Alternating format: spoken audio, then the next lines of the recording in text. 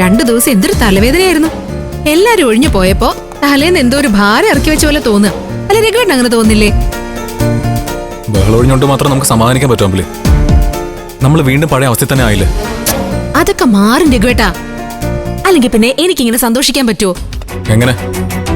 എങ്ങനെ മാറുന്ന നീ പറയുന്നേ? പണയം വെക്കാൻ പോലും പറ്റാത്ത 20 പവൻ സ്വർണം കയ്യിൽ വെച്ചിട്ട് നമ്മൾ എന്ത് ചെയ്യാനാ? അത് വെച്ചൊന്നും ചെയ്യാൻ പറ്റില്ലെന്ന് എനിക്ക് അറിഞ്ഞൂടെ രഘുവേട്ടാ.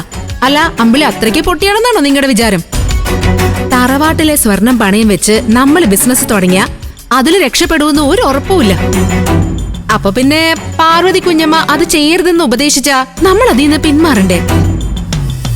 നീ അതിൽ നിന്ന് പിന്മാറിയതിലും സ്വർണം എല്ലാവർക്കും വീതിച്ചു കൊടുക്കാൻ പറഞ്ഞതിലും ഒക്കെ എനിക്ക് സന്തോഷമേ ഉള്ളൂ.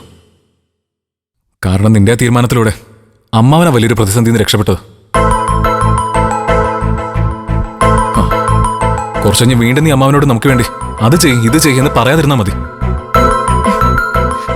പറയില്ല രഘുവേട്ടാ, പറയേണ്ട ആവശ്യം അമ്പിളിക്ക് വരില്ല. കാരണം നമ്മളെ സഹായിക്കാന്ന് ഏറ്റിരിക്കുന്നതേ സാക്ഷാൽ പാർവതി കുഞ്ഞമ്മയാ.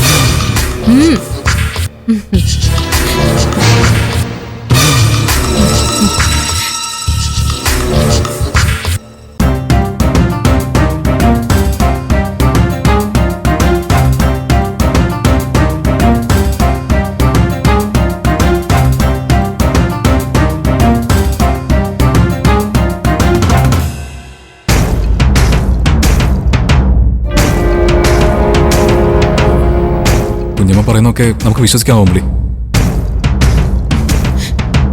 കുഞ്ഞമ്മ എന്റെ അടുത്ത് വെറുതെ പറയൂ രഘുവേട്ടാ. അല്ല അങ്ങനെ പറഞ്ഞിട്ട് അവർക്ക് എന്താ നേട്ടം? നമുക്ക് നാളെ തന്നെ തറവാട്ടി പോയി കുഞ്ഞമ്മയെ കാണണം. അതിനു മുമ്പ് നീ ഈ കാര്യങ്ങളൊക്കെ അമ്മാവനോട് പറയണം. ഇല്ലെങ്കിൽ അദ്ദേഹം അറിയാതെ നമ്മൾ കുഞ്ഞമ്മയെ ചേർന്ന് എന്തൊക്കെ പ്ലാൻ ചെയ്താണെന്ന് തോന്നും. അതൊക്കെ ഞാൻ പറഞ്ഞോളാം. എന്റെ മനസ്സിലെ വേറെ ചില പ്ലാനുകളൊക്കെ ഉണ്ട്. രഘുവേട്ടൻ എന്റെ കൂടെ നിന്നാ മതി. ബാക്കിയൊക്കെ അച്ഛനെ കൊണ്ട് ഞാൻ ചെയ്യിച്ചോളാം. ആ മോൾക്ക് വിശന്നിട്ടാ. അവൾക്ക് പാലെടുക്കുമ്പോ ഞാൻ രഘുവേട്ടന് നല്ലൊരു ചായ ഇട്ട് തരട്ടെ? എന്താ വേണ്ടേ? ഓ എടുത്തോ.